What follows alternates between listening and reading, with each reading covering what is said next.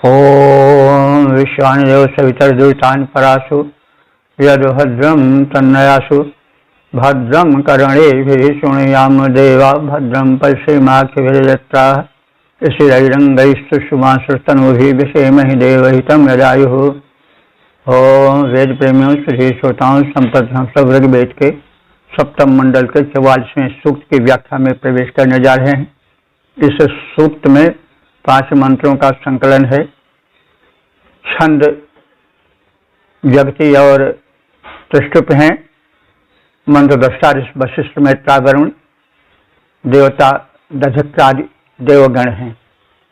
इस सूक्त के प्रथम मंत्र के दृष्टा वशिष्ठ मैत्रा वरुण, छंद जगति देवता दधिक्रादि देवगण, और इस सूक्त के प्रथम मंत्र का शीर्षक है दधिक्रादि देवों का आवाहन।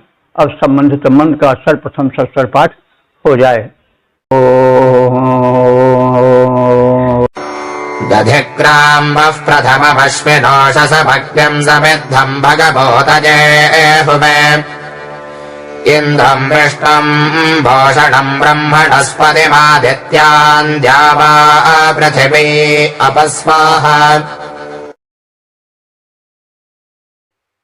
इस प्रथम मंत्र में दधिक्रादि देव के साथ ही साथ अन्य देवों का भी आवाहन है।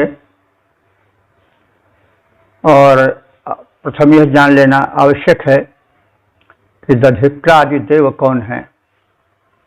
तो दधिक्रा अग्नि का ही स्वरूप है और अग्नि में जो तीव्रगामिता होती है वो दधिक्रा देव से संबंधित है। तो जैसा हम सब जानते हैं कि सूर्य भी अग्नि का ही एक स्वरूप है और जो विद्युत है मेघों में वो भी अग्नि का ही एक रूप है। जो गार्हपात्य अग्नि है अथवा जो हम विद्युत का घरेलू उपयोग करते हैं वो भी सब अग्नि का स्वरूप है। और यहाँ पर दधिक्राश शब्द इसलिए प्रयोग किया गया है कि उस समय में वैदिक युग में जो व्यावहारिक सर्वाधिक तीव्र गति का पशु होता था वो अश्व ही होता था। यों कोई ध्यान से चिंतन मनन से सिद्ध ऋषि महर्षि वे तमाम चीजें जानते थे, ध्यान से पहुंच जाते थे। लेकिन जब उपमा सामान्य के लिए देनी होती थी तो सामान्य जो तीव्रगामी होते थे वाहन रूप में वे अश्व ही होते थे। तो इसलिए दधिक्रादि या दधिक्राश देव के साथ साथ अग्नि के उस रूप का कथन है जो विद्युत रूप में या सूर्य की किरणों के रूप में बड़ी तीव्रगामी होती है। और अश्व भी अश्व मतलब जल्दी के अर्थ में अश्व कहते हैं। अश्व है नहीं तो अश्व से ही अश्व है तो शीघ्रगामी होता है और किरणें भी विद्युत भी शीघ्रगामी होती है। तो इसलिए प्रथम जो नाम लिया गया है प्रार्थनार्थ में वो दधिक्राश देव का नाम लिया गया है। ये शीघ्रगामी विद्युत अथवा सूर्य की किरणों के रूप में देखे जा सकते हैं। तो इस मंत्र में याजक यजमान को संबोधित करता हुआ कहता है कि हे यजमानो वह ऊतये तुम सबके रक्षा के लिए।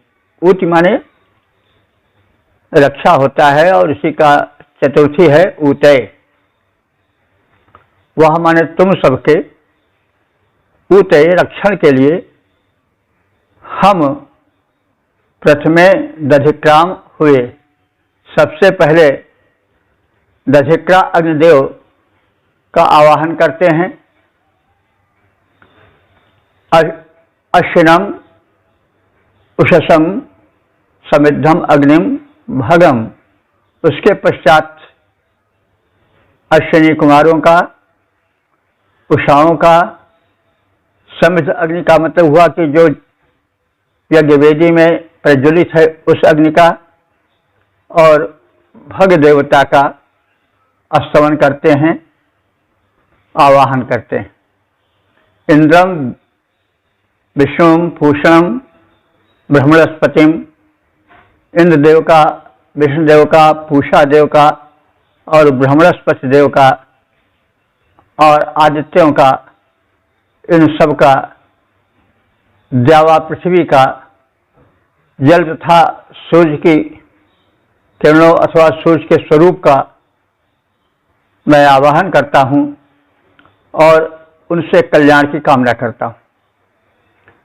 हे यजमानो, तुम्हारी सुरक्षा के निमित्त हम सब स्तुतिकर्ता अथवा याजक सर्वप्रथम दधिक्रा देव का आवाहन करते हैं। तत्पश्चात अश्विनी कुमारों का, उषा का, प्रदीप्त अग्नि का और भग देव का आवाहन करने में संलग्न हैं। इंद्र, पूषा, ब्रह्मणस्पति, आदित्यगण, द्यावा पृथ्वी, जल देवता और सूर्य देव आदि की भी स्तुतियां करता हूँ।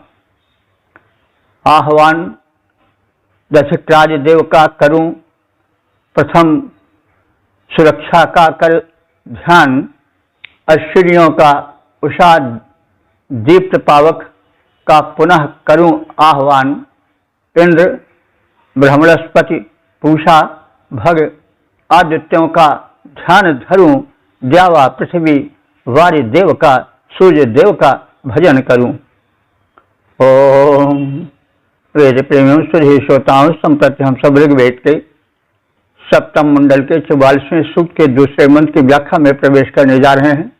मंत्र दृष्टा वशिष्ठ मैत्रा वरुण, छंद त्रिशुप, देवता दधिक्राज देवगण, और विषय है विविध देवों का आवाहन। अब संबंधित मंत्र का सर्वप्रथम सस्वर पाठ हो जाए। दधिक्रामनमसा बोधयन्त उदीराडाजक्तमुपप्रजन्ताः इळाम् देवीम् बर्हिषि सादयन्तोऽश्विना विप्रा सुहवाहुवेम। यज्ञ भूमि पर दधिक्रा देव का आवाहन और वहाँ इड़ा देवी की स्थापना का कथन है। दधिक्राम उन्मसा बोधयंता, दधिक्रा देव का नमन पूर्वक संबोधन करके उदीराणा यज्ञम उपप्रयंतम, प्रेरणा पूर्वक यज्ञ के समीप जाते हैं। बर्हिषि इडाम देवीम साधयंताम, और बर्हिषि माने कुशासन पर, जो कि उस युग का प्रमुख आसन था, पवित्र आसन माना जाता था, उस पर इड़ा देवी को स्थापित करता हूँ। साधयंताम माने उन्हें अच्छी तरह से बैठाता। सुहवा विप्रा अश्विना स्वयं, सुहवा माने विधिवत आवाहनीय, उत्तमता पूर्वक प्रार्थनीय, विप्र माने ज्ञानी, अश्विना माने अश्विनी कुमारों को, हुएम माने यज्ञ में आमंत्रित करते हुए उनको नमन करता हूँ। हम दधिक्रा देव को नमन पूर्वक संबोधित करते हुए प्रेरणा पूर्वक यज्ञ के निकट जाते हैं। यज्ञ में हव्यान रूपा इड़ा देवी को स्थापित करके श्रेष्ठ, अस्तवनीय, विशेष ज्ञानी अश्विनी कुमारों का आवाहन करता हूँ। नमन पूर्वक देवदधिका को संबोधित कर आह्वान, प्रेरणा पूर्वक परम प्रेम से यज्ञ निकट करता प्रस्थान, पूज्या इड़ा देवी का कर स्थापन करता सादर ध्यान, फिर अश्विनी कुमारों का मैं सादर करता हूँ आह्वान। ओम वेद प्रेमियों, सुधी श्रोताओं, संप्रति हम सब ऋग्वेद के सप्तम मंडल के 44वें सूक्त के तीसरे मंत्र की व्याख्या में प्रवेश करने जा रहे हैं। मंत्र दशा इस वशिष्ठ मैत्रावरुण छंद त्रिष्टुप देवता दधिक्रादि देवगण। विषय है विविध देवों का आवाहन। अब संबंधित मंत्र का सस्वर पाठ हो जाए। दधिक्रावाडम्बुधानो अग्निमुपप्रभ उषसंसौर्यङ्गाम् प्रद्धमंश्चतुर्वरुणस्य भभ्रम् देविश्वास्मद्वरिताया भजन्त। तीसरे मंत्र में विविध देवों से पापों से रक्षा हेतु यज्ञ भूमि पर उनके आवाहन का कथन है। दधिक्का वाणम बुधान, दधिक्का देव को संबोधित करते हुए अग्निम उपब्रिवे, अग्निदेव विषेक मंत्रों को उच्चारित करता हूँ, उसके द्वारा स्तुति करता हूँ। उषसम सूर्यम गाम, उषा देवी सूर्य देवता। गाम, गाम का माने गो शब्द का द्वितीय है, तो गाम का अर्थ होगा गाय की,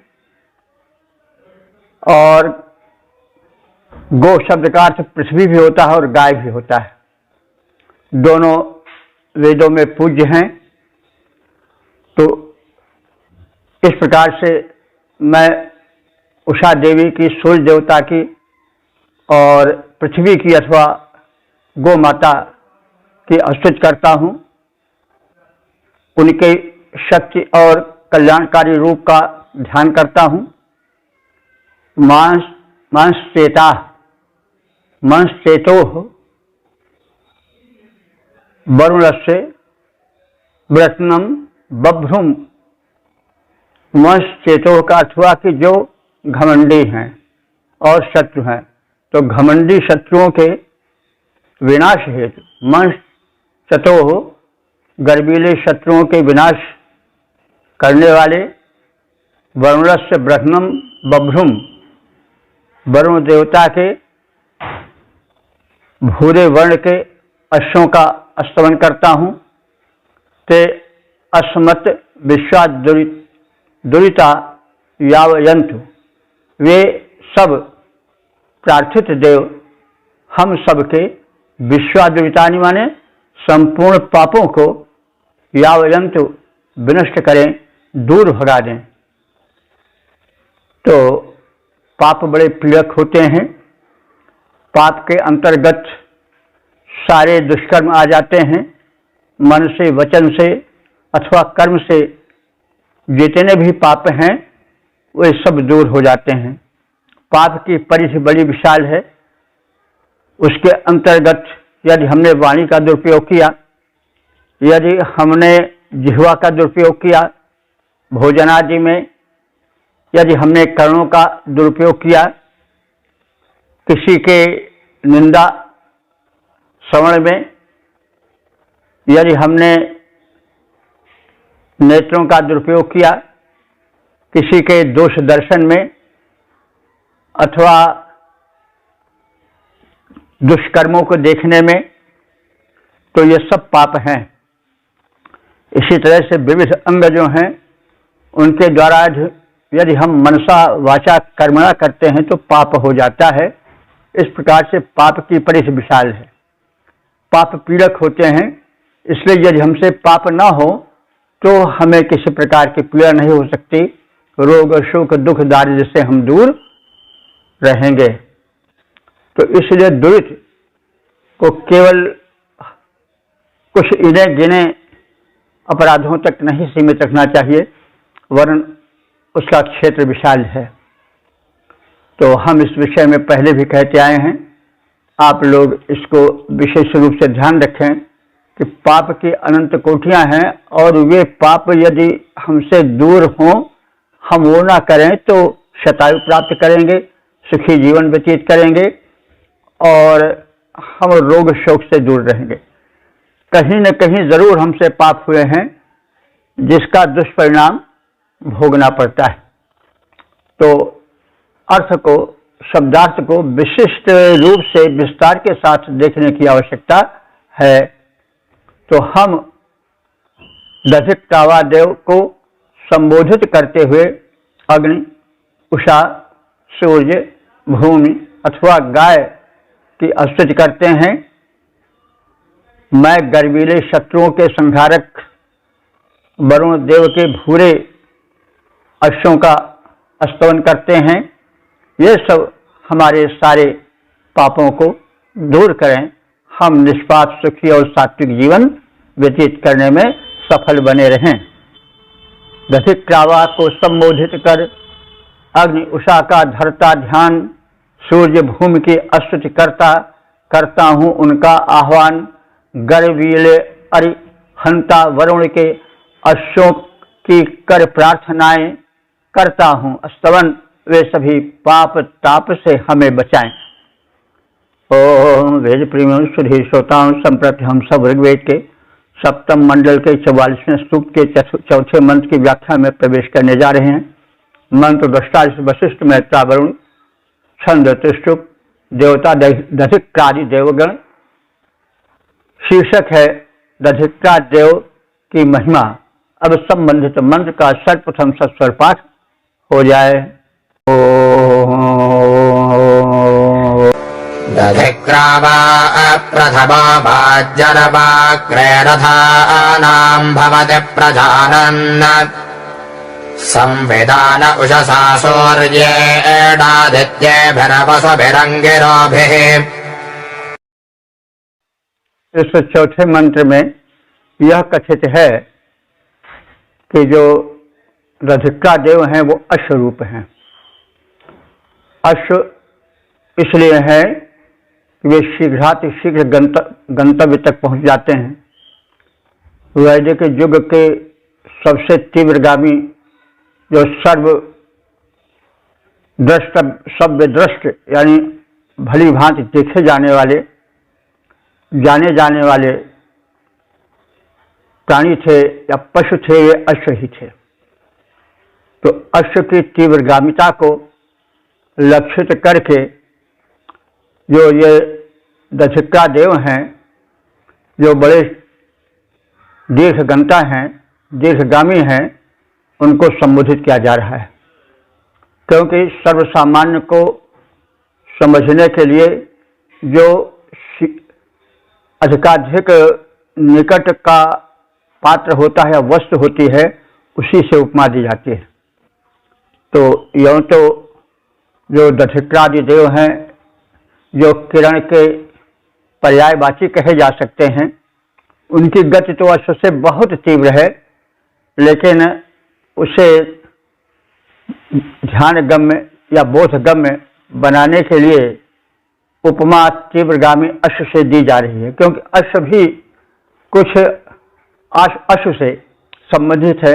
अश्व का अर्थ होता है शीघ्रता, तीव्रता। तो घोड़ा जो है अश्व इसीलिए कहा जाता है कि वो बहुत तीव्रगामी होता था, या तीव्रगामी अब भी है, लेकिन उस समय तो अश्व से अधिक काम लिया जाता था, इसलिए उसकी तीव्रगामिता उस युग में संभवतः आज के युग से अधिक थी। तो इसलिए जहाँ तीव्रगामिता का अर्थ द्योतन करना होता है, वहाँ सर्वप्रथम अश्व का ही संबोधन किया जाता है, उसी से उपमा दी जाती है। तो इससे समझिए कि अत्यंत तीव्रगामी। तो जैसे पहले बताया गया है, दधिक्रा देव तो अग्नि के तीव्रगामी रूप का बोध कराता है। जैसे विद्युत है, वो चमकती है तो तत्काल दृष्टि के सामने आ जाती है, और सूर्य की किरणें 1 मिनट में लाखों किलोमीटर चली जाती हैं। तो ये सब बड़ी तीव्रगामी हैं। तो ये सब अग्नि के ही घोड़े हैं, ऐसा कहा जा सकता है सामान्य बोध के लिए। तो इस संदर्भ में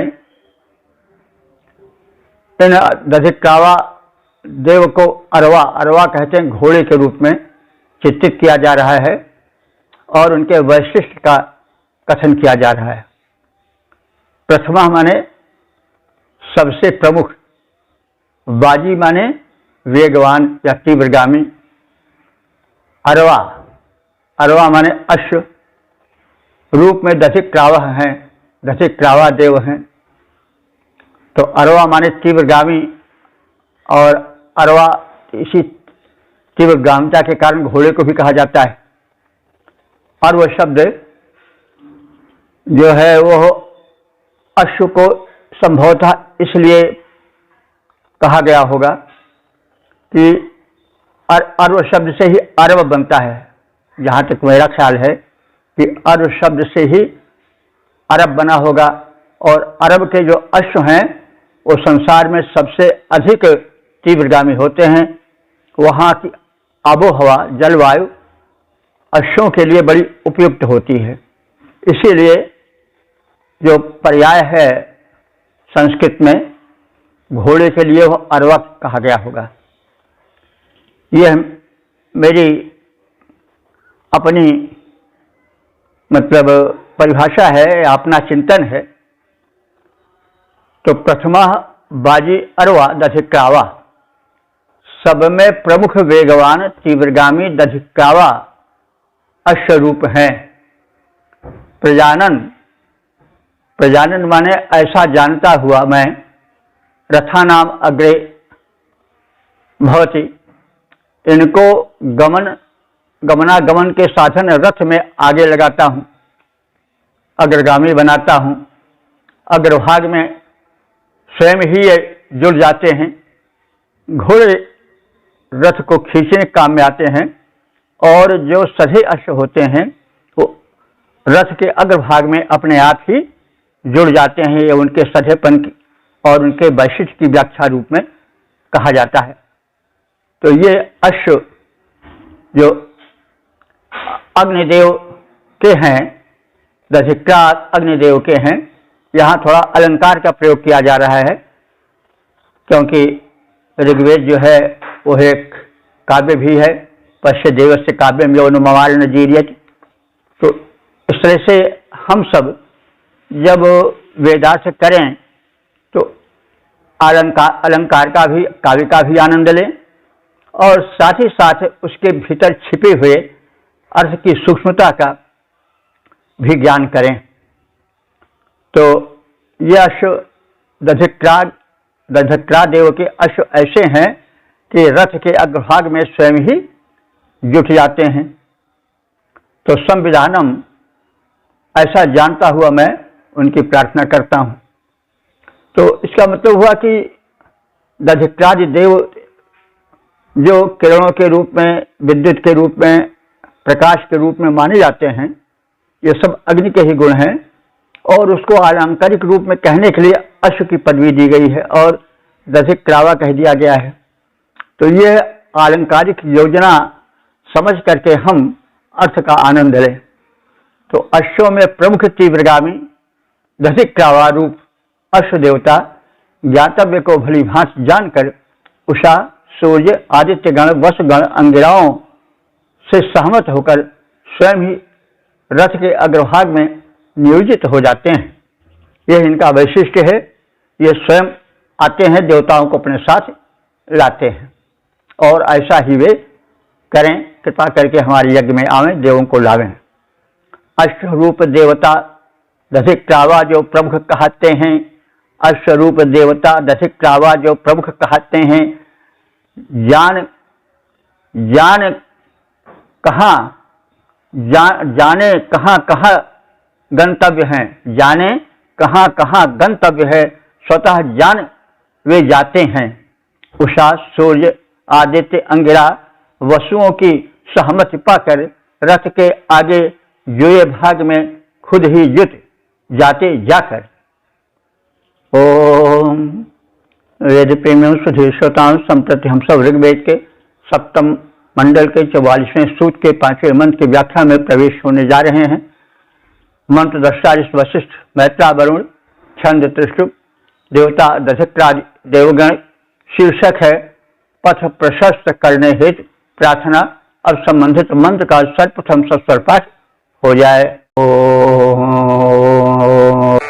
आनो दधिक्राः पथ्यामनक्रतस्य पन्थामन्वे तवा शृणोतु नो दैव्यं शर्धो अग्निः शृण्वन्त विश्वे महिषा अमोराः।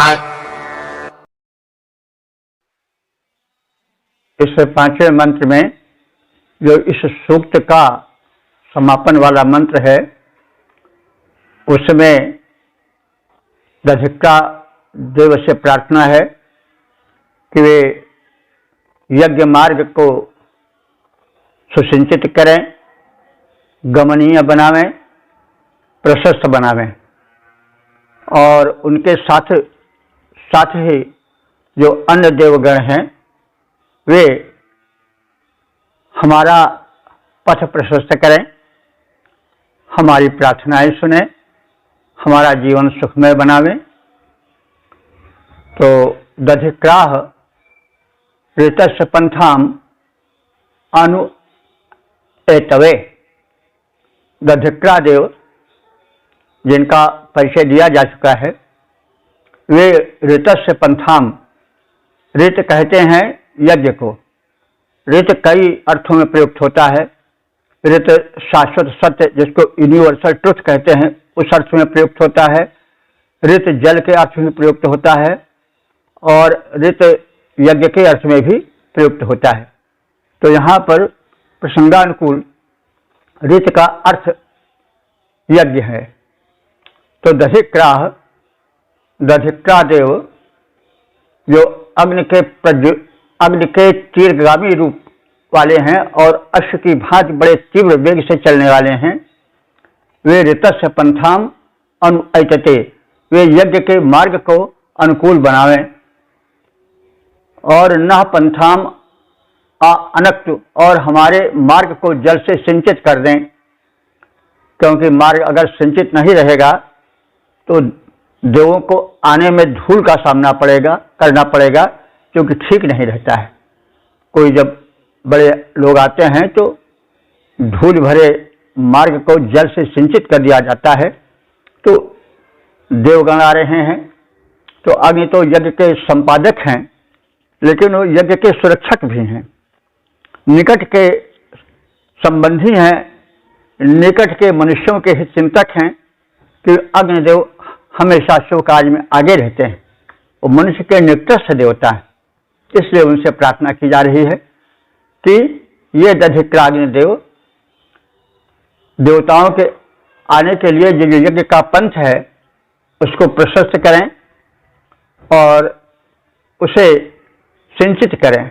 ना पंथाम अनुअनक्त, और वे हम सबके रास्ते को भी प्रशस्त करें, जल से सिंचित करें, पथ को गमनीय बनावें।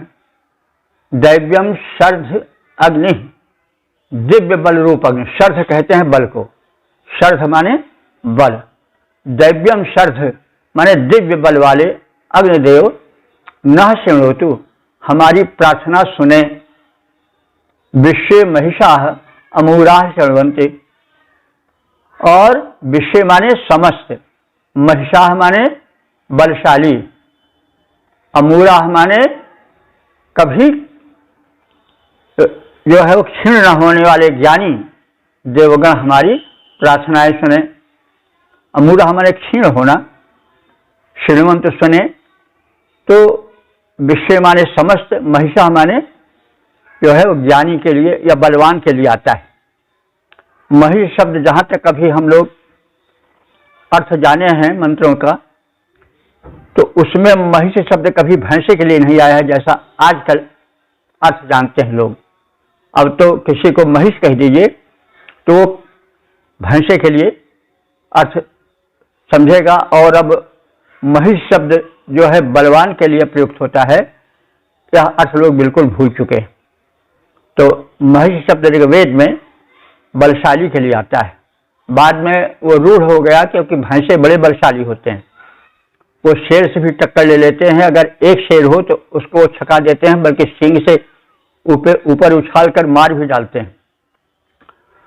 तो हाथी के बाद जो दूसरा बलशाली जीव है वो भैंसा ही होता है। तो विश्व माने समस्त, महिषा माने यहाँ भैंसे नहीं बल्कि बलवान, यह जो है वो विशेषण है देवों का। जो समस्त बलवान देव, अमूरा माने जो ज्ञानी हैं, और ऐसे देव शृण्वन्तु हमारी प्रार्थनाएं सुने। यज्ञ मार्ग से गमनार्थ दधिक्ता देव, हमारे यज्ञ मार्ग तक, हमारे यज्ञ भूमि तक आने वाले मार्ग को प्रशस्त करें, जल से सिंचित करें। दिव्य रूप बल वाले अग्नि देवता एवं समस्त बलशाली ज्ञानी देवता हमारी प्रार्थनाएं सुने, हमें संरक्षण दें, यह प्रार्थना है।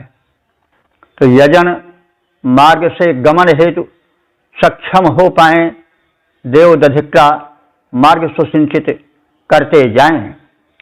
अग्नि देवता जो कि दिव्यता रूप और बलधारी, वे समस्त बलशाली विनती सुने हमारी। ओम वेद प्रेमियों सुधी श्रोताओं, संप्रति निवेदन है कि हम सब ऋग्वेद के सप्तम मंडल के 44वें सूक्त के 5 मंत्र की व्याख्याओं से अवगत हो गए हैं, और अब इसके पश्चात इसी क्रम में 7वें मंडल के 45वें सूक्त में प्रवेश करेंगे। इस सूक्त में कुल 4 मंत्र हैं, और मंत्र दृष्टा ऋषि और छंद पूर्ववत हैं। देवता बदल गए हैं, देवता सविता हैं, और शीर्षक है सविता देवता की स्तुति। अब संबंधित मंत्र का सर्वप्रथम सस्वर पाठ हो जाए। आदेवो जातो सविता सुरत्नो अन्तरिक्ष प्रवहमानो अश्वैः हस्ते दधानो नर्या पुरोणिर्वेशयन् च प्रसवन् च भौमा। इस प्रथम मंत्र में सविता देवता प्रार्थित हैं, उनसे धन धान्य स्वास्थ्य सुख और उनमें संचित शक्ति का कथन किया गया है, और उनसे उनके अनुदानों की प्राप्ति की प्रार्थना की गई है। तो यह आवश्यक है कि हम सब प्रथम सविता देव के स्वरूप को जान लें। सविता देव सूर्य के अत्यंत उपयोगी रूप हैं। सविता देव का बड़ा महत्व है। सविता देवता पर ही गायत्री मंत्र है, जो कि परम प्रसिद्ध है। तो सविता देवता सूर्य के ही प्रथम प्रारूप हैं। जबकि उषा काल आता है, उषा काल का जो झुलफुला रूप होता है वो रात्रि के अंत का और सूर्योदय के काल का समय होता है, और वो सब सविता देवता की देन है। सूर्य का वह बिंब जो अरुण वर्ण का होता है, जिसमें तीखी किरणें नहीं होती हैं, जो एक बिंब रूप में स्वर्णिम रूप में दिखाई देता है, वही सविता देवता हैं। और सविता देवता के अनंत अनुदान हैं। सविता देवता को यदि प्रातः उठ करके साधक लोग या हम सभी देखें, त्राटक करें, तो शीघ्र ही सिद्धि मिलेगी। त्राटक से नेत्रों में ज्योति आती है, मन की चंचलता नष्ट होती है और स्वास्थ्य प्राप्त होता है। अनंत गुण है, इसीलिए सविता रूप विशेष आकर्षक है सूर्य के अनंत रूपों में। तो सविता देव से हम सब वंचित रहते हैं, हमारा सबका दुर्भाग्य है। प्राय उस समय तो अधिक लोग खर्राटे खींचते रहते हैं और उस रूप को तो बड़े बड़े नगरों में लोग महीनों तक नहीं देख पाते होंगे। तो सविता देव जो है वो जगत उपकारक और स्वर्णिम किरणधारी, स्वर्णिम परिवेश प्रदायक महान देव हैं। वे प्रेरक देव हैं, क्योंकि सूर्योदय के साथ साथ जीव जगत क्रियारत हो जाता है। पशु पक्षी तक सब चहचहाने लगते हैं, कुदराने लगते हैं, घूमने लगते हैं। केवल मनुष्य ही ऐसा अभागा जीव है जो कि उस समय खर्राटे का आनंद लेता है। तो ऐसे आनंद दुखद होते हैं। तो आनंद वो है जो परिणाम में सुख दे, वही आनंद है। यह आप सब जान लें कि सुख क्या है, दुख क्या है। जो प्रारंभ में दुख दे लेकिन अंत में सुखद हो जाए, वही सुख है। और जो पहले सुख दे और बाद में उसका परिणाम दुख हो, वही जो है वो पाप है। तो आप सब जानते हैं कि जो प्रातः बेला में या सूर्योदय के समय या उषा काल में जग जाते हैं, साधना करते हैं, कसरत करते हैं, जाप करते हैं, पढ़ते लिखते हैं, वे बुद्धिमान बनते हैं। तो पहले का उठना, स्नान करना, नित्य क्रिया करना लोग भूल जाते हैं और फिर उसका परिणाम रोग, शोक, आलस्य और दुर्दशाएं होती हैं। परिणाम यह होता है। इसी तरह से जो पहले सुख भोगते हैं, यानी खूब जो पाए वो खाए, बड़ा अच्छा लग रहा है, खूब खेले गुल्ली डंडा या जो भी खेल हो, और उस समय खूब मस्त हुए, गाय भैंस चराए, बड़े प्रसन्न हुए। पहले ऐसे ही होता था, लोग गाय भैंस चराते थे, सब घूमते टहलते थे, लेकिन बाद का दिन बड़ा कठिन हो जाता था, क्योंकि उसके साथ दुख दारिद्र्य भी लगा रहता था। विद्या नहीं आ पाती थी, तो जब विद्या ग्रहण का समय था तब खेलते कूदते थे, तो लगा तो बड़ा अच्छा। हम सब छोटे थे तो लोग कहते थे कि खेलोगे कूदोगे तो बनोगे नवाब, एक पक्ष ये भी कहता था, और पढ़ोगे लिखोगे तो होगे खराब। मतलब आलसी लोगों का कथन है। और जो सही लोग थे वो कहते थे कि पढ़ोगे लिखोगे तो होगे नवाब और खेलोगे कूदे तो होगे खराब। तो भाई ये तो जो जैसे होते हैं उनके कथन होते हैं। तो भाई जब हम जगत उत्पादक, जगत को, जीव जगत के प्रेरक सविता देवता की उपासना करते हैं, उपासना करने का अर्थवा उनका दर्शन करना, खुले शरीर से उपासना करना, ताटक आदि करना, उनके कल किरणों से अपने शरीर का स्पर्श कराना, तो यह सब जो है यही उनकी सेवा है, यही उनकी भक्ति है। और क्या, देवता लोग थोड़े चाहते हैं उनके पैर मलो, वो तो चाहते हैं भाई हमारे समीप आओ, तुम तो हमसे दूर भागते हो। प्रकृति कहती है कि तुम क्यों हमसे दूर जा रहे हो। और हमारे अब तो थोड़ा पक्के घर गए, पहले कच्चे घरों में दूब छतों पर कच्चे छत होते थे वो जम जाते थे और कहते थे कि अरे तुम हमसे क्यों भाग रहे हो, हम तुम्हारे पास आ रहे हैं।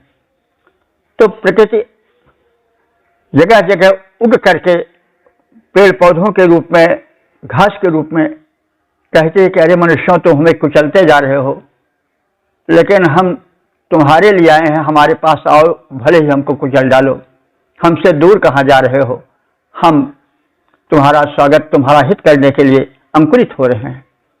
तो ये सब अंकुरण प्रकृति का है और प्रकृति मनुष्य को अपने निकट लाना चाहती है। वो कहती कहाँ तक भागोगे, हम तुम्हारे हित के लिए तत्पर बैठे हैं। लेकिन मनुष्य क्या करता है, प्रकृति से दूर भागता है। तो प्रकृति से दूर भागना का मतलब हुआ कि देव शक्तियों से दूर भागना। शादी विवाह में, शुभ कार्यों में दूर रखी जाती है आगे, इसलिए कि यह तुम्हारे कल्याण करने के लिए बिना तुम्हारे लगाए हुए, बिना तुम्हारे किसी श्रम के स्वयं उग जाती है। तुम्हारे द्वारा कुचले जाने पर भी वह जो है वो बढ़ती जाती है। तो प्रकृति तो मनुष्य के हित के लिए आगे आती है, मनुष्य ही उसे दूर भागता है और उसका परिणाम दुख, दोष, दारिद्र्य, रोग, शोक रूप में तमाम दुख हमारे सामने आते हैं। तो वेद क्या है, इसी प्राकृतिक जीवन के निकट आने के संदेश देने वाले हैं। और यहाँ के देवता यही वृक्ष, लताएं, जल, वायु, पृथ्वी, आकाश आदि हैं, जो अनंत हैं, जो हमें प्रत्यक्ष लाभ देते हैं।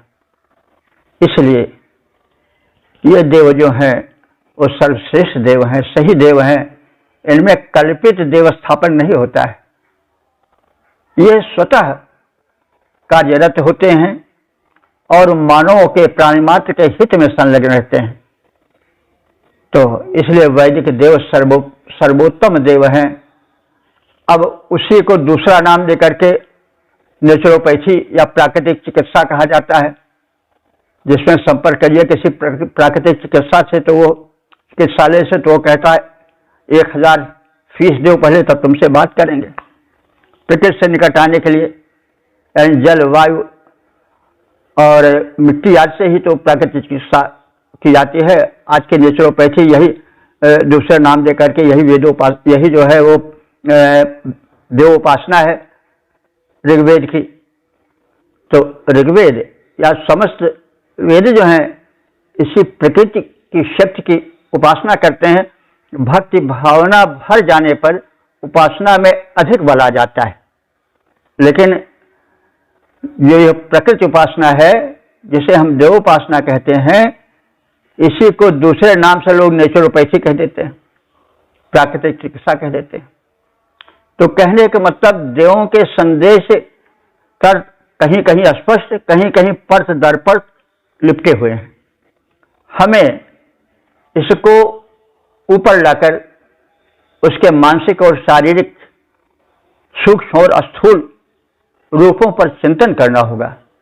और यह तभी संभव है या तभी शीघ्रता से हो पाएगा जबकि हम वेद के निकट आएं, उसके अर्थ को समझें, तभी संभव हो पाएगा। इसलिए वैदिक उपासना श्रेष्ठ उपासना है। तो सुरत्न अंतरिक्षप्रा, तो सुरत्न ये जो सविता देवता हैं वे श्रेष्ठ रत्नों को धारण करते रहते हैं। और ये कैसे हैं, अंतरिक्ष प्राह, अंतरिक्ष को, आकाश को प्रकाश से भर देने वाले हैं। अश्वैः वह मानः, ये घोड़ों द्वारा अपने रथ पर बैठकर चलते हैं। यह तो अलंकारिक वर्णन है। और जब अलंकार आता है तो उसमें फिर वर्ण विषय को सूक्ष्म ही क्यों ना हो, उसके हाथ पैर आंख सब दिखा दी जाती है। तो अब सविता देवता तो स्वयं चलायमान है। और जरा वैज्ञानिक चिंतन कीजिए तो वो पृथ्वी को संभाले हुए हैं। उन्हीं के आकर्षण शक्ति से तो पृथ्वी अपने स्थान पर टिकी हुई है, नहीं तो जाकर टकरा जाती कहीं किसी ग्रह उपग्रह से, उसकी सत्ता ही समाप्त हो जाती। लेकिन सूर्य के आकर्षण शक्ति से ही तो वो रुकी हुई है निराधार आकाश में। तो कहने का मतलब यह तो वर्णन में अलंकारिकता आ रही है और रही जाती है कि जो ये सविता देवता हैं वो अपने हाथों में रत्न धारण किए हुए हैं, अंतरिक्ष में चलने वाले हैं और प्रकाश भर देने वाले हैं। इनके अश्वई जो घोड़े हैं, घोड़ों द्वारा ये वह माना मतलब लाए जाते हैं। अब किरण ही उनके घोड़े हैं और क्या कहा जाए। सविता देवा, ऐसे सविता देव आया तो मैंने हमारे निकट आ जाएं, उनका स्पर्श उनका दर्शन हम करें, जो कि नहीं कर रहे हैं। हस्ते पुरूण नर्या दधाना, ये सविता देवता ऐसे खाली हाथ नहीं आ रहे हैं, ये हाथ में मानव के हितकारी प्रचुर धन धारण किए हुए हैं। भूम निवेशयन प्रसुवन च, भूम माने भूमि पर उत्पन्न होने वाले प्राणियों को निवास स्थान देने वाले हैं, यानी सूर्य के ही ताप से वृक्ष लताएं आदि उत्पन्न होती हैं, उन्हीं से ही घर बनता है। तो ये सब इस प्रकार से आवास देने वाले हैं। ये सविता देवता ही जो कि सूर्य के एक रूप हैं, इन्हीं के कारण तो पृथ्वी पर जीवन है। तो इसलिए ये प्राणियों को आवास प्रदान करने वाले हैं और ये शुभ प्रेरणाएं देते हैं। मनुष्य इनके प्रकाश में ही शुभ कार्य करने को प्रेरित होता है और यह बताते हैं कि देखो हमारे तरह स्वर्णिम रूप दिखाओ और किरणों का मुफ्त दान करो, उनसे किसी प्रकार की कोई वस्तु की इच्छा न रखो। तो ये शुभ कर्मों की प्रेरणा देते हैं। और मनुष्य क्या करता है कि लगातार थोड़ा है और पाने की ज्यादा चेष्टा करता है, इसीलिए मनुष्य देव नहीं हो पाता है और दानव बन जाता है। तमाम समाचार सुनने को मिलते हैं कि मिलावटखोर आदमियों के प्राण तक ले लेते हैं। ऐसा मिलावट करेंगे कि उसमें विष मिल जाएगा, विषैला बन जाएगा। तो भाई प्रेरणा लो सविता देवता से, ये सुख प्रदान कर रहे हैं, स्वास्थ्य प्रदान कर रहे हैं, आश्रय दे रहे हैं और कुछ मांग नहीं रहे हैं बदले में कि हमें इतना दो भाई, कितना तुम्हें देते हैं, देना तुम्हें उतने चाहिए। अब हम लोग यज्ञ भी नहीं कर पाते हैं। तो अब सब मतलब यह कहा जा रहा है कि देवताओं से प्रेरणा लो और उनके प्रति जो हो श्रद्धान्वित हो, प्रार्थना करो और उन्हीं की तरह जीवन बिताओ। वेद में कहा गया है कि हम सब जो हैं वो सूर्य और चंद्र जैसा जीवन बिताएं, क्योंकि सूर्य चंद्र कितने उदार हैं, निस्दिन देते ही रहते। तो स्वस्थ पंथाम अनुचर्य में सूर्य चंद्र मसाव्यू, ये वेद का एक मंत्र है कि स्वस्थ पंथाम अनुचर्य में सूर्य चंद्र मसाव्यू, हम सूर्य और चंद्रमा की तरह कल्याण कामी बने और लोक हित में अपने को लगा दें और बदले में कुछ न चाहें, केवल देते ही देते रहें। तो स्वस्थ पंथाम अनुचराम अनुचर्य में माने कल्याण का रास्ता अपनावें। कैसे? सूर्य चंद्र मसावी, सूर्य और चंद्रमा की भांति। तो ये कितने प्रेरक प्रसंग हैं। यह सब प्रकृति उपासना है, यही वैदिक उपासना है। हम दूसरे रूप में प्राकृतिक चिकित्सा में हजारों रुपए बातचीत करने में देते हैं।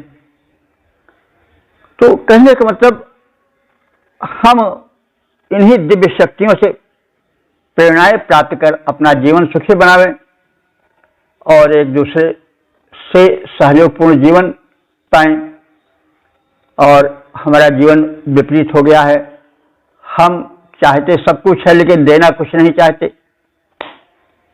तो यह विडंबना है और इसीलिए आज का समाज दुखी है, आहें भर रहा है, तो कह रहा है कि हम तो खूब खींच रहे हैं। हाँ भाई, वो तो बड़ा कमासुत है, खूब पाए रहा है, खूब घूस ले रहा है, खूब लूट ले रहा है। इसी में उसकी प्रशंसा करते हैं और फूला नहीं समाता और घूस लेता है और सताता है। परिणाम क्या होता है? या तो उसके लड़के उसको लूटेंगे, या डॉक्टर लूटेंगे, या अन्य अन्य स्रोत निकल जाएंगे रोग शोक के, कि उसको तरसना पड़ेगा, क्योंकि अवश्य में वो भोक्तव्यम कृतम कर्म शुभाशुभम। हम या कोई अगर अशुभ कार्य कर रहा है, गलत कार्य कर रहा है, अपनी शक्ति का गलत प्रयोग कर रहा है, तो उसको फल उसको भोगना पड़ेगा, ब्याज सूद ब्याज सहित, तुरंत नहीं, लेकिन आगे पीछे ऐसा होगा। कोई बीज बोता है तो कोई कहे कि अभी बीज बोए और तुरंत खोदने लगे कि इससे कोई फल तो मिला नहीं, हम मिट्टी में क्या मिला दें, या तो बेवकूफ़ी है। भाई, तुरंत नहीं फल मिलता है, फल कुछ दिन के बाद मिलता है। किसी का महीने 2 महीने 4 महीने 6 महीने मिलता है, किसी का साल 2 साल 4-5 साल में मिलता है, लेकिन फल मिलता अवश्य है। अवश्य में वो भोक्तव्यम कृतम कर्म शुभाशुभम, ये वेद का संदेश है। प्रकृति से शिक्षा लो, प्रकृति में रहते हो, प्रकृति का दिया हुआ खाते हो, फल फूल अन्न आदि के रूप में तो प्रकृति से पाते हो, लेकिन उसका शोषण करते हो, देते कुछ नहीं हो, लेते जाते हो। तो जो तू लुटे है आन को, तो ही लूटेगो आन, सौदा ज्यों का त्यों रहा, व्यर्थ गया ईमान। दूसरा कोई लूटेगा और बाल बच्चे ही लूट लेंगे, ससुरी कौन से बड़े भारी। इसीलिए भागवत में कहा गया है कि इन लुटेरों से सावधान रहो। जो परिवार वाले लुटेरे हैं, सबसे बड़े लुटेरे हैं, इनसे सावधान रहो। भागवत का कथन है, 5वें स्कंध में कहा गया है कि ये जो है स्वजन रूपी 10 बन लुटेरे, इनसे हे भगवान हमें बचाओ। तो इस तरह से लूटे जाओगे, डॉक्टर लूटेगा नहीं, घर वाले लूटेंगे, 2-3-4 लड़के रहेंगे, वो कहेंगे उनको ज़्यादा दे रहे हैं, वो कह रहे हैं उनको ज़्यादा दे रहे हैं, लाग डर जाएंगे, वो इसी में परेशान रहोगे। और तब ख्याल आवेगा कि हमने कितना कुकर्म किया, दूसरों को परेशान किया, किसके लिए, और अब क्या पा रहे हैं। तो भाई तमाम बातें हैं, और वेद इन सबकी शिक्षा दे रहा है कि स्वस्थ पंथा मनचर्य में सूर्य चंद्र मसायु। ये जो देव हैं वो देते ही रहते हैं, और जो केवल लेता ही रहता है वो दानव है, दैत्य है, राक्षस है। तो वेद क्या कहता है? स्वस्थ पंथा मनचर्य में सूर्य चंद्र मसायु। हम सूर्य और चंद्र की तरह कल्याण लुटावें, सुख दें, कुछ उनसे चाहे नहीं। तो यह जो है वो देव है। देव माने जो दे वही देव, और जो ले वही अदेव। तो इस तरह से जो देव उत्तम रत्नों को धारण करते हैं, अपने तेज से अंतरिक्ष को प्रकाशित करते हैं, और उत्तम अश्व जिनके रथ को खींचते हैं, वे सविता देवता हमारे यज्ञ में पधारें। वे सविता देव अपने किरण रूपी हाथों में मानव हितकारिणी अनेक संपदाएं समेटे रहते हैं। वे प्राणियों के उत्तम निवास की व्यवस्था करते हैं, और शुभ कर्मों के लिए प्रेरणा प्रदान करते हैं, और प्रेरणाएं प्रदान करते रहें, ऐसी प्रार्थना है। अंतरिक्ष को करें प्रकाशित, उत्तम रत्नों को जो धारें, उत्तम अश्वाकर्षित रथ पर वे सविता देवता पधारें। किरणों में मानव हित धन धृत, प्राणी मात्र को दें अनुदान, करें वास की सुखद व्यवस्था, करें श्रेष्ठ प्रेरणा प्रदान।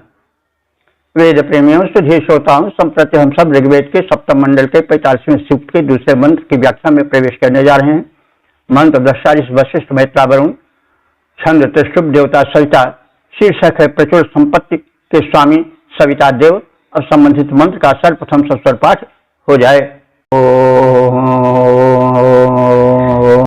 उदस्य बाहो शिथिरा बृहन्ता हिरण्यजा दिवो अन्तां अनष्टाम् नूनं सो अस्य महिमापनिष्टसोरश्चिदस्मा अनुदादपस्याम्।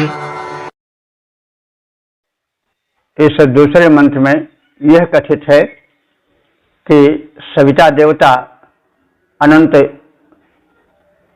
स्वर्णिम संपदाओं के स्वामी हैं, प्रेरक हैं, जगत उत्पादक हैं।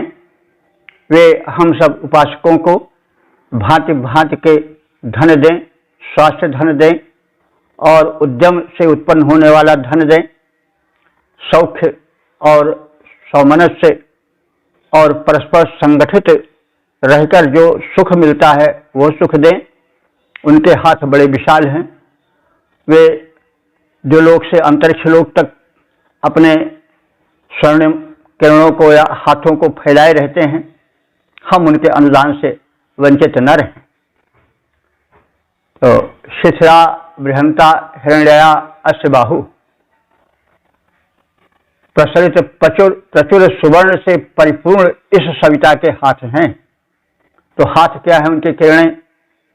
तो इन सविता देवता की जो कोमल कल स्वर्णिम किरणें हैं वो अपने में अनंत ऐश्वर्य भरे हैं। इसको अधिक व्याख्यायित करने की क्या आवश्यकता है? उन किरणों में प्रेरणा रहती है, स्वास्थ्य रहता है, सुख रहता है। और उनके हाथ सोने के हैं, यानी वो सोना लुटाते हैं। सोना क्या है? स्वास्थ्य है। सोना क्या है? उद्यम से उत्पन्न होने वाला धन है। सोना क्या है? सुखपूर्ण जीवन है। तो इस प्रकार से वे स्वर्णिम आभा वाले सूर्य देव हैं। वे स्वर्ण लुटाते हैं। ये उनकी किरणें जो होती हैं, कल कोमल किरणें स्वर्णिम होती हैं और इनसे स्वर्णिम लाभ मिलता है और स्वर्णिम जीवन बीतता है। इसलिए हमें इन सविता देवता के सम्मान की और इनके उदय होते ही कार्य में रत हो जाने की प्रेरणा है, ऋषि दे रहा है। तो दिवा अंतात उत अनष्टाम, दिवा माने दिलोक के अर्थात आकाश के अंत तक उनके कल कोमल स्वर्णिम कर यानी किरणें फैली हैं, यानी अंतरिक्ष उनसे आप्लावित है। नूनम अस्य सह महिमा, नूनम माने निश्चय ही, अस्य माने इन सविता देवता की महिमा जो है वो पनिष्ठ माने गीयमान है, गाने योग्य है, कहने योग्य है, प्रचारित प्रसारित करने योग्य है। इसकी महिमा आजकल के लोग नहीं बताते हैं। आजकल लोग दवा की महिमा गाते हैं और बंद कमरे में जिम करने की महिमा बताते हैं, दवाओं की महिमा बताते हैं। यह नहीं बताते कि भैया सवेरे उठो, उस उदीयमान स्वर्णिम सूर्य के सविता देव के गोले को देखो, अपने शरीर को वस्त्र से मतलब कुर्ते आदि और पैंट शर्ट भूषट मत पहने रहो और उनकी कोमल कल्प स्वर्णिम किरणों का स्पर्श होने दो। नेत्रों से उनको देखो, स्वास्थ्य प्राप्त करो, नेत्र ज्योति बढ़े ताकि चश्मा न लगाना पड़े। तो ऐसा कोई संदेश नहीं देता है, आओ यह करो वह करो, यह दवाई खाओ वो दवाई खाओ, ऐसा करो वैसा करो, यही लोग शिक्षा देते हैं। तो ऋषि कह रहा है कि सूर्य देवता के हाथ बड़े लंबे हैं, वो द्युलोक से लेकर के अंतरिक्ष लोक तक और भूलोक तक फैले हुए हैं। उनके हाथों से जो स्वास्थ्य धन, उद्यम धन, स्वर्ण धन लुटाया जा रहा है उसको लूटो, कमरे में बंद मत रहो। नूनम अस्य सह महिमा, कनिष्ठ निसंदेह इन सविता देवता की महिमा गीयमान है, यानी गाय जाने योग्य है, सुनाए जाने योग्य है, प्रचार करने योग्य है। सूरह चित अस्मय अपत्याम अनुरात, सूरह कहते हैं सूर्य, सूर्य का अर्थ सूर्य भी होता है। सूरह चित अस्मय अपत्याम, अपत्य कहते हैं संतान को। उन सूर्य यानी सूर्य देव जो कि सविता रूप में हैं, वे हम अपत्य माने अपने संतानों को अनुदात शुभ प्रेरणा दें, अनुकूल होकर हमको प्रेरित करें। यहाँ अपत्य शब्द कहा गया है। अपत्य माने होता संतान। यहाँ थोड़ी भक्ति भावना की भी छटा है। हे सविता देव, हम तुम्हारी संतान हैं, तुम हमें वैसे प्रेम दो जैसे संतानों को पिता माता देते हैं। हम तुम्हारे अपत्य हैं, संतानें हैं, इसलिए आप अपने अनुदान हमें दो, हमारी त्रुटियों को क्षमा करो और हमें सुखी और स्वस्थ बनाओ, हमारे अनुकूल होकर रहो। सविता के प्रसरित करों में प्रचुर स्वर्ण संपदा है, वे द्विलोक के अंतिम छोर तक विद्यमान हैं, सर्वत्र उनका प्रचार प्रसार है। इन देव की व्यापक महिमा गीयमान है, यानी कहने योग्य है, गाने योग्य है। ऐसे सूर्य देव के एक स्वरूप सविता देव का हम नमन करते हैं। वे हमारे संरक्षक बने, हम उनके संरक्षित हैं, संतानें हैं, और वे हम मनुष्यों को शुभ प्रेरणाएं देकर अनुकूल वातावरण प्रदान करते रहे और ओर छोर तक अंतरिक्ष के कर सविता फैलाए, ओर छोर तक अंतरिक्ष के कर सविता फैलाए। स्वर्णिम कर किरणों में उनके स्वर्ण संपदाएं, गीयमान अगणित महिमाएं विद्यमान छवि पाए। ऐसे सूर्य देव शुभ प्रेरणाएं हमको देते जाएं। ओम वेद प्रेमियों सुधीर श्रोताओं, संप्रति हम सब ऋग्वेद के सप्तम मंडल के 45वें सूक्त के तीसरे मंत्र की व्याख्या में प्रवेश करने जा रहे हैं। मंत्र से वशिष्ठ मैत्रा वरुण, छंद त्रिशुभ देवता सविता। शीर्षक है सविता से सुख समृद्धि हेतु प्रार्थना। अब संबंधित मंत्र का सर्वप्रथम सस्वर पाठ हो जाए। सघानो देवः सविता सहावासा विषद्वसुपतिर्वसूनि विश्रयमाणो अवनिमुरोचेऽमर्तबोधनमधरासदेनः। इस तीसरे मंत्र में कथित है कि सविता देवता महान दानी हैं और निस्वार्थ दान देते हैं, खुले हाथ से दान देते हैं। हम उनके दानों को लें और देव बने। सहावा का अर्थ होता है तेजस्वी। यस्सह माने बल होता है, तो साहवा माने बलशाली, बल वाले। वसुपति माने वसु कहते हैं ऐश्वर्य को, धन को। वे जो सविता देवता हैं वे कैसे हैं? वसुपति हैं माने समृद्धशाली हैं। तो समृद्धशाली हैं तभी तो समृद्धि मिलेगी। तो ऐसे सविता देव जो कि तेजस्वी हैं, शक्तिमान हैं, धनवान हैं। वसूनि नः साविशत, वसूनि कहते हैं समृद्धियों को, नह माने हम सबको, साविशत आकर दें। वे हम सब मानवों को उदित होकर भांति भांति की समृद्धियां प्रदान करें। हेल्थ इज वेल्थ, स्वास्थ्य दें, सुख दें, समृद्धि दें। और इस प्रकार से जो समृद्धि की अनेक कोटियां हैं उनसे हम वंचित न रहें।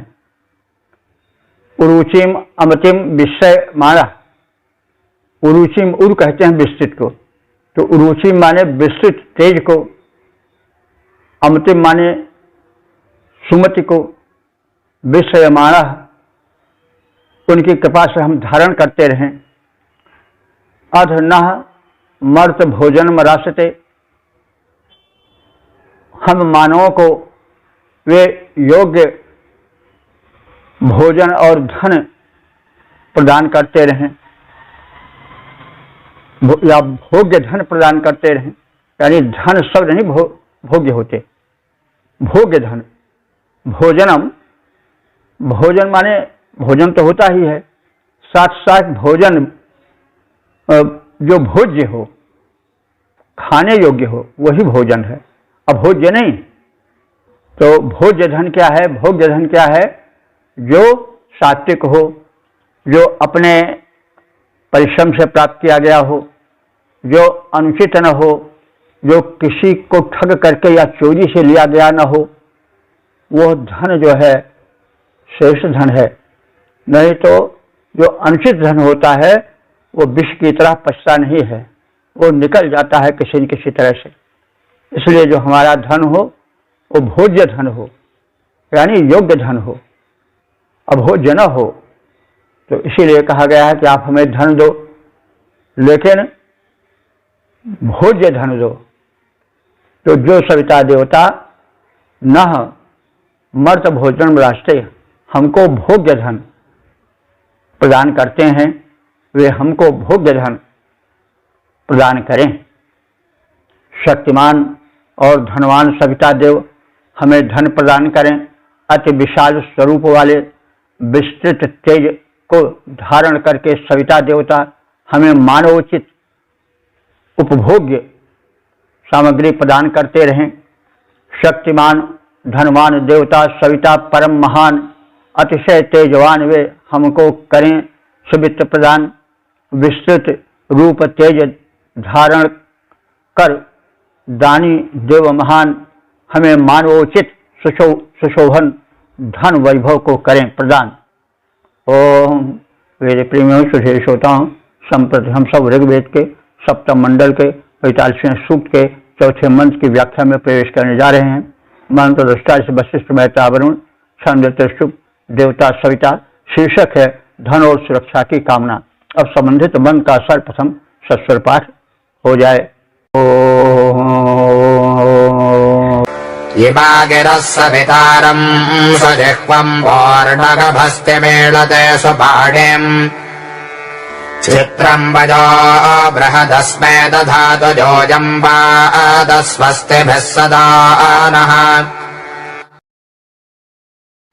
इस चौथे मंत्र में, जो कि समापन का मंत्र है, इसमें सविता देवता से विभिन्न धनों की कामना की गई है और अन्य देवताओं से रक्षा की प्रार्थना है। तो इमा गिरा, ये स्तुति के वचन सुजिह्वम पूर्ण गभस्तिम, सुंदर जिह्वा वाले, गभस्ति माने हाथ वाले सविता देवता को समर्पित हैं। तो सुजिह्वम का मतलब हुआ कि जैसे जिह्वा लाल लाल होती है, वैसे ही लाल किरणें और कल कोमल किरणें सूर्य से निकलती हैं और वही उनके गभस्ति हैं, वही किरणें उनके हाथ भी हैं, कर भी हैं। गभस्ति हाथ को कहते हैं और जिह्वा जिह्वा कहते हैं। तो दो विशेषण आए हैं। इसका मतलब हुआ कि सूर्य देव की, यानी जो सविता देवता है, प्रारंभिक रूप जो है सूर्य देव का, उसमें जो कल कोमल लाल रंग की किरणें निकलती हैं, वे वैसे ही लगती हैं जैसे किसी की कोमल और सुंदर लाल रंग की जिह्वा हो और गभस्ति माने हाथ हो। तो सूर्य देव जो कि सविता रूप में दर्शनीय है, प्रारंभिक उदयकालीन है, उनकी कोमल किरणें ऐसी प्रतीत होती हैं जैसे स्वर्णिम हो और जैसे किसी की जिह्वा लाल लाल हो, ऐसी वो प्रतीत होती हैं। तो ऐसे सूर्य देव की हम प्रार्थना करते हैं। और सुपाणिम सवितारम, और सुंदर हाथ वाले, वही कल कोमल किरणों की ओर संकेत है। वो सुंदर जो हैं वो हाथ वाले हैं। ऐसे सविता देव को चित्रम बृहत वयः, हम सब, चित्रम माने चित्र विचित्र, यानी बड़े ही आकर्षक, श्रेष्ठ, बृहत माने बड़े, व्यापक, वयः माने अन्न धन। तो ऐसे सविता देव जिनको कहा गया है कि जिनके की पानी बड़े उत्तम हैं, जिनकी किरणें बड़ी लाल लाल हैं, जिह्वावत लाल हैं, उन वे सूर्य देव हमें आकर्षक, व्यापक, वय माने अन्न धन, दधात माने धारण कराएं, दें।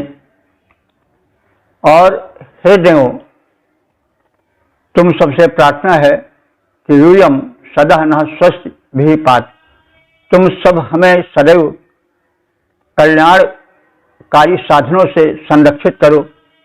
तो सविता देवता से तो व्यापक धन धान्य प्राप्ति की प्रार्थना है, लेकिन धन धान्य पर्याप्त नहीं है, तब तक कल्याणकारी नहीं है जब तक कि उसकी रक्षा न हो, अगर धन की सुरक्षा नहीं, धन की कोई रक्षा करने वाली नहीं है, तब तो चोर लुटेरे धन को लूट ले जाएंगे, तो जो धन हानि होगी उससे कष्ट होगा ही। कभी कभी वो अधिक पाने के लोभ में लोगों को मार तक डालते हैं, पीटते हैं, पीटते पीटते मार डालते हैं, कबुलवाते हैं कितना धन जो अभी तुम और रखे हुए हो। तो कहने का मतलब वो धन असुरक्षित रहने पर और पीड़ा देता है। तो इसलिए अन्य देवताओं से जिनकी की प्रार्थना की जा रही है और की जा चुकी है पिछले सूक्तों में, वे सभी देव मिल करके हमें स्वस्थ भी माने, अपने कल्याणकारी साधनों से पात माने संरक्षण दे, रक्षा करते रहें। तो उत्तम जिह्वा वाले, लाल लाल किरणों वाले, उत्तम हाथों वाले अर्थात किरणों वाले सविता देवता हमें उत्तम और व्यापक धन धान्य प्रदान करें।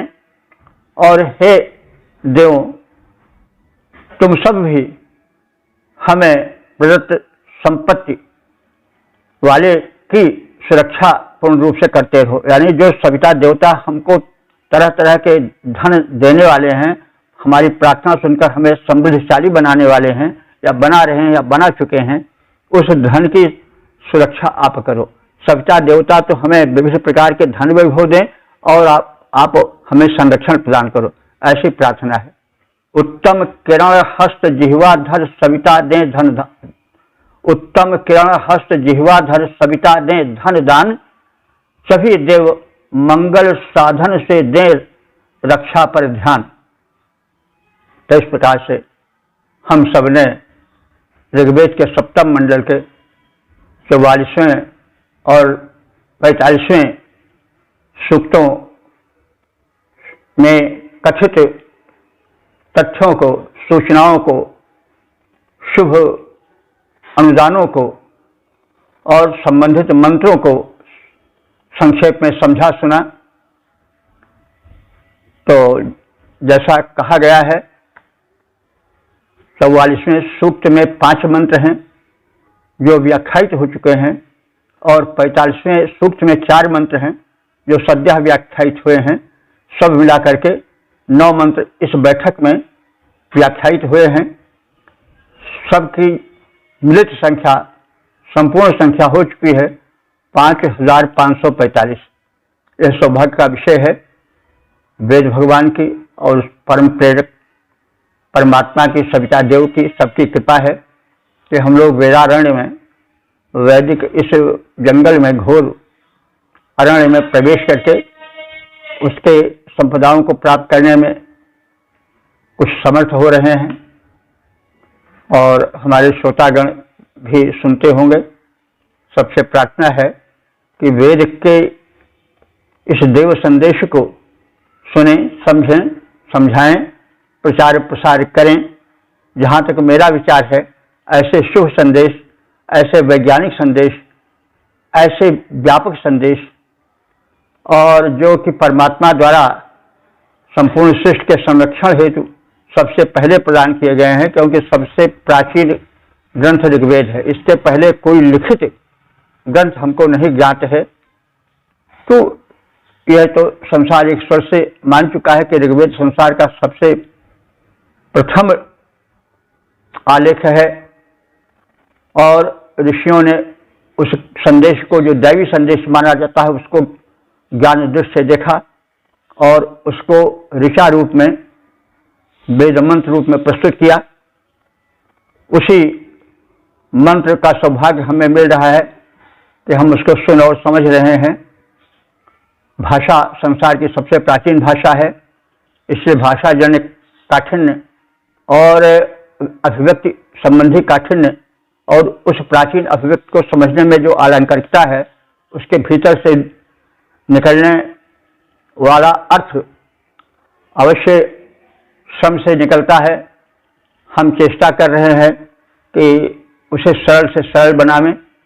कहाँ तक सफल हो रहे हैं इसको तो हम अपने आप नहीं कह सकते हैं, लेकिन यदि आप सब थोड़ा भी लाभ पाते हो तो हम अपने को धन्य मानेंगे।